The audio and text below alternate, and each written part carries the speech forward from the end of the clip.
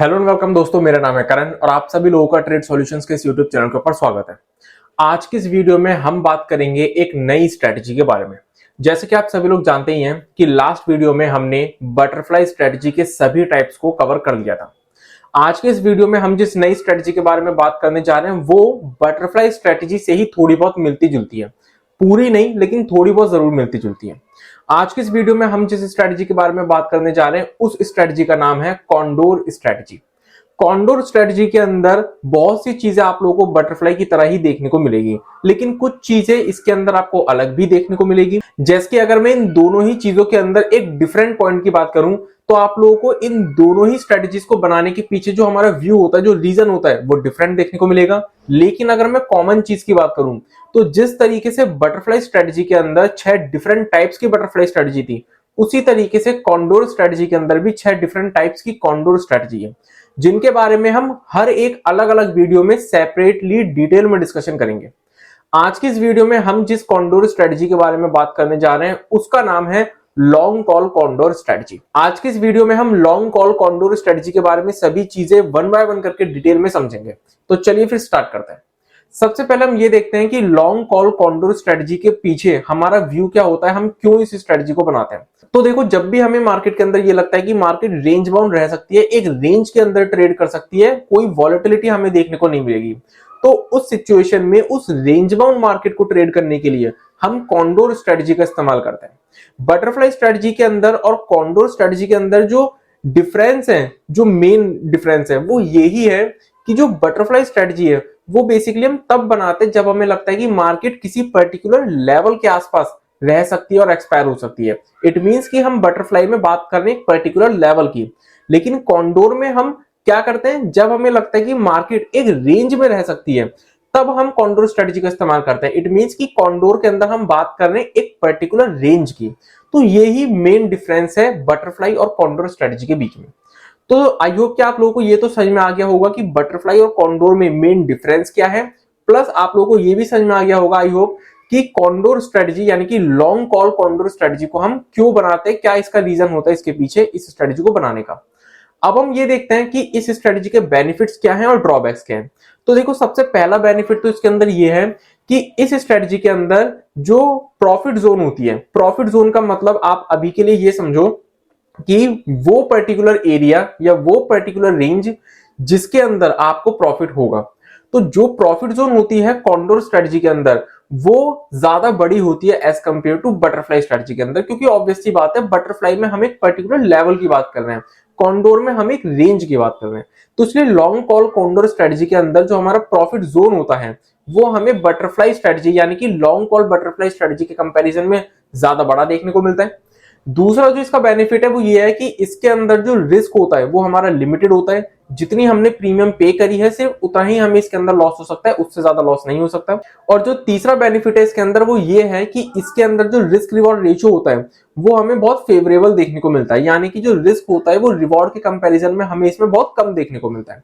अगर मैं बात करूं ड्रॉबैक्स की, तो देखो सबसे पहला ड्रॉबैक तो इसके अंदर ये है कि इस स्ट्रेटजी के अंदर आपका जो प्रॉफिट जोन है यानी कि जिस रेंज के अंदर आपको प्रॉफिट होगा, तो जो आपका प्रॉफिट जोन है वो जितना ज्यादा बड़ा आप रखोगे उतना ही ज्यादा आपका जो रिस्क रिवॉर्ड रेशियो है वो अनअट्रैक्टिव होता जाएगा, यानी कि लॉस रिस्क बढ़ता जाएगा, रिवॉर्ड कम होता जाएगा।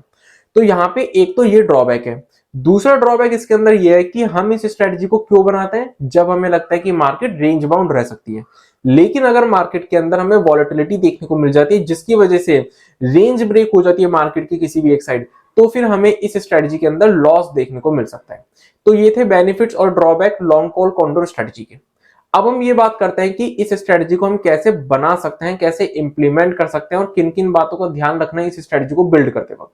तो देखो, ये जो स्ट्रेटजी है ये भी 4 डिफरेंट स्ट्राइक्स के जरिए बनेगी, यानी कि 4 स्ट्राइक्स का यूज करके इस स्ट्रेटजी को बनाना पड़ेगा। और दूसरी चीज, क्योंकि ये लॉन्ग कॉल कॉन्डोर है तो इसलिए ये पूरी स्ट्रेटजी कॉल ऑप्शन के जरिए बनेगी सिर्फ। तो अब हमें करना क्या होगा, हमें इन द मनी और आउट द मनी की एक एक कॉल ऑप्शन जो है वो सेल करनी है और डीप इन द मनी और डीप आउट द मनी की एक एक कॉल ऑप्शन को बाय करना है।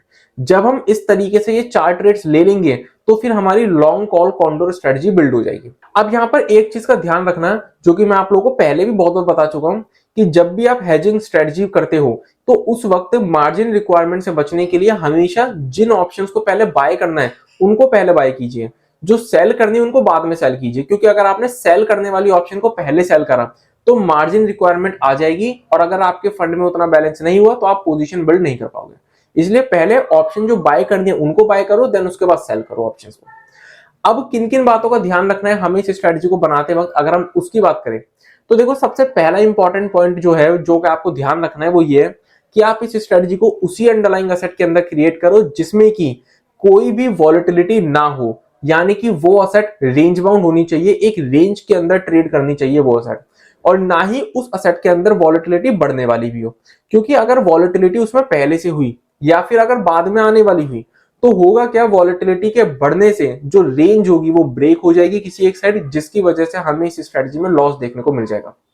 दूसरा इंपॉर्टेंट पॉइंट क्या है जिसको कि आपको ध्यान रखना है इस स्ट्रेटजी के अंदर, वो ये कि आप लोगों को इस स्ट्रेटजी के अंदर जो अपना प्रॉफिट जोन है वो ज्यादा बड़ा नहीं रखना, क्योंकि आप जितना ज्यादा बड़ा इसके अंदर प्रॉफिट जोन रखोगे अपना, उतना ही ज्यादा अनअट्रैक्टिव आपका रिस्क रिवॉर्ड रेशियो होता जाएगा, यानी कि रिस्क बढ़ता जाएगा, रिवॉर्ड कम होता जाएगा। तीसरा जो इंपॉर्टेंट पॉइंट है वो ये है कि आप इस स्ट्रेटजी को उसी अंडरलाइंग एसेट के अंदर क्रिएट करो जिसमें कि इनफ लिक्विडिटी हो, क्योंकि अगर आपने ऐसी अंडरलाइंग एसेट के अंदर इसको क्रिएट करा जिसमें कि लिक्विडिटी नहीं है तो जब भी आप इस स्ट्रेटजी को बिल्ड करोगे या फिर इस स्ट्रेटजी से एग्जिट करोगे तो उसके लिए जब आप मार्केट के अंदर ऑर्डर प्लेस करोगे अपने बाइंग और सेलिंग के तो वो प्लेस नहीं होंगे। क्यों? क्योंकि सामने कोई बायर या सेलर अवेलेबल ही नहीं होगा, जिसकी वजह से आप राइट टाइम और राइट प्राइसेस पे ना तो एंट्री कर पाओगे और ना ही एग्जिट कर पाओगे।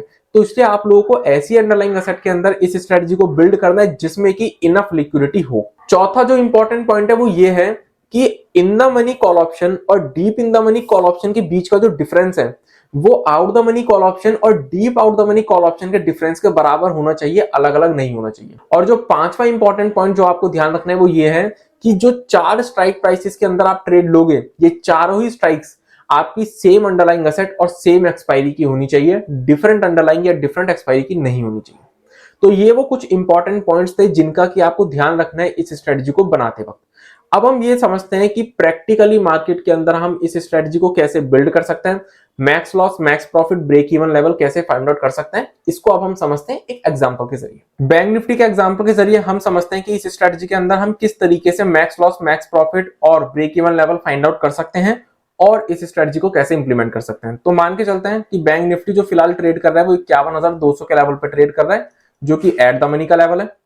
अब in the money call option और out the money call option जो हमें सेल करनी है, हम सबसे पहले उसको सेल करते हैं। तो इन द मनी कॉल ऑप्शन मान के चलते कि हमने सेल कर दी 51,000 के लेवल की, तो 51,000 के लेवल की कॉल ऑप्शन का एक लॉट हमने सेल कर दिया, जो कि हमने 200 रुपए के लेवल पे सेल कर दिया। और out the money call option मान के चलते कि हमने सेल कर दिया 51,400 की, तो 51,400 की कॉल ऑप्शन का एक लॉट हमने सेल कर दिया, और ये मान के चलते कि हमने 100 रुपए के लेवल पे सेल कर दिया। अब जो हमें डीप इन द मनी और deep out the money call option buy करनी है, अब हम उसकी बात करते हैं। तो deep in the money call option के लिए हमने मान के चलते हैं कि 50,800 की जो deep in the money call option है उसका हमने एक लॉट बाय कर लिया, और ये मान के चलते कि हमने 300 रुपए के लेवल पे बाय कर लिया। और क्योंकि मैंने जो deep in the money call option buy करी है वो 200 पॉइंट के डिफरेंस पे बाय करी है, तो फिर मुझे 200 पॉइंट के ही डिफरेंस पे deep out the money call option भी बाय करनी पड़ेगी। इट मींस कि deep out the money call option मेरी कौन से लेवल की हुई, 51,600 के लेवल की। तो 51,600 के लेवल की मैंने कॉल ऑप्शन का एक लॉट बाय कर लिया, और ये मान के चलते कि ये मैंने बाय कर लिया 50 रुपए के लेवल पे। तो 51,000 की जो कॉल ऑप्शन है ये हो गई हमारी in the money call option, 51,400 की कॉल ऑप्शन हो गई हमारी out the money call option, 50,800 की कॉल ऑप्शन हो गई हमारी deep in the money call option, और 51,600 की कॉल ऑप्शन हो गई हमारी deep out the money call option. तो जब हम इस तरीके से ये 4 ट्रेड्स ले लेंगे तो फिर हमारी यहाँ पर long call condor strategy create हो जाएगी। अब यहाँ पे ये जो 200 रुपए और ये जो 100 रुपए ये हमने बेक है, यानी कि ये हमारे लिए इनकम हो गई। इसका टोटल क्या हुआ 300, तो 300 हो गई हमारे लिए इनकम। और यहाँ पे जो 300 और 50 है ये हमने क्या करी है, खरीदी है ये ऑप्शंस, तो फिर ये हमारे लिए क्या हो गई कॉस्ट, और इसका टोटल क्या हुआ 350, ये हो गए हमारे लिए कॉस्ट। तो जब हम 350 रुपए की कॉस्ट में से 300 रुपए की इनकम माइनस करेंगे तो हमारे सामने जो डिफरेंस निकल कर आएगा वो निकल कर आएगा 50 पॉइंट का। यानी कि ये जो 50 रुपए की प्रीमियम है ये हमने इस पूरी स्ट्रेटजी को बनाने के लिए पे करी है। तो ये हो गई हमारी नेट प्रीमियम पेड, जो कि हमने इस पूरी स्ट्रेटजी को बनाने के लिए पे करी है, ये 50 रुपए की प्रीमियम। अब अगर हम बात करें कि इस स्ट्रेटजी के अंदर हमें मैक्सिमम कितना नुकसान हो सकता है, तो ये जो 50 रुपए की प्रीमियम है यही हमारा इसके अंदर मैक्स लॉस है। और अगर मैं इसको मल्टीप्लाई कर दूं एक लॉट की क्वांटिटी से, तो हमारे सामने जो अमाउंट निकल कर आएगी वो निकल कर आएगी 750 रुपए। यानी कि 750 रुपए से ज्यादा का नुकसान हमें इस पूरी स्ट्रेटजी के अंदर नहीं हो सकता, भले ही कुछ भी हो जाए। तो ये 750 रुपए हो गया हमारा मैक्स लॉस। अब अगर हम बात करें कि हम इसके अंदर मैक्स प्रॉफिट कैसे फाइंड आउट कर सकते हैं, तो उसका तरीका ये बहुत सिंपल है। जो हमारी in the money call option और deep in the money call option के बीच का डिफरेंस है वो कितना है, 200 पॉइंट का। और सेम हमारी out the money call option और deep out the money call option के बीच का भी डिफरेंस कितना है, 200 पॉइंट का। यानी कि 200 पॉइंट के डिफरेंस पे हमने ये पोजीशन ली है। तो 200 पॉइंट के डिफरेंस में से हम क्या करेंगे, हम माइनस कर देंगे अपनी नेट प्रीमियम पेड, जो कि है 50 रुपए। तो हमारे सामने डिफरेंस निकल कर आया 150 रुपए का। अब जब हम इस 150 रुपए के डिफरेंस को मल्टीप्लाई कर देंगे एक लॉट की क्वांटिटी से, तो हमारे सामने अमाउंट निकल कर आएगी 2250 रुपए। इट मींस कि 2250 रुपए जो है वो है हमारा इस स्ट्रेटजी के अंदर मैक्स प्रॉफिट, जो कि हमें इस पूरी स्ट्रेटजी के अंदर हो सकता है। अब अगर हम रिस्क रिवॉर्ड रेशियो देखें तो 750 रुपए का हमें यहाँ पे रिस्क देखने को मिल रहा है और 2250 रुपए का रिवॉर्ड देखने को मिल रहा है। तो अगर हम रेशियो के टर्म्स में देखें तो हमें यहाँ पे लगभग 1:3 का रिस्क रिवॉर्ड रेशियो देखने को मिल जाता है, जो कि एक बहुत ही ज्यादा बढ़िया और बहुत ही फेवरेबल रिस्क रिवॉर्ड रेशियो है। तो इसलिए मैक्स प्रॉफिट कैलकुलेट करना भी बहुत ईजी है। बस हमें करना क्या है, हमने डीप इन द मनी और deep out the money call option जो बाय करी है वो हमने जितने पॉइंट के डिफरेंस पे बाय करी है इन द मनी और out the money call option से, उतने डिफरेंस में से हमें अपनी नेट प्रीमियम पेड को माइनस कर देना है और उसको मल्टीप्लाई कर देना है जितने भी लॉट के साथ हम ट्रेड कर रहे हैं उतने की क्वांटिटी से। तो हमारे सामने जो अमाउंट निकल कर आएगी वो मैक्स प्रॉफिट की अमाउंट हमारे सामने निकल कर आ जाएगी, जितना कि हमें इस स्ट्रेटजी के अंदर हो सकता है। अब हम बात करते हैं ब्रेक इवन लेवल की, कि ब्रेक इवन लेवल हम इसके अंदर कैसे कैलकुलेट कर सकते हैं। तो यहाँ पर भी ब्रेक इवन लेवल 2 निकलेंगे, एक अप साइड में और एक डाउन साइड में। और हमें करना कुछ नहीं है, सिंपली जो हमारी deep in the money call option है उसमें हमें ऐड कर देनी है अपनी नेट प्रीमियम पेड, और जो हमारी deep out the money call option है उसमें से माइनस कर देनी है अपनी नेट प्रीमियम पेड। तो हमारा ब्रेक इवन लेवल निकल कर आ जाएगा अप साइड में और डाउन साइड में।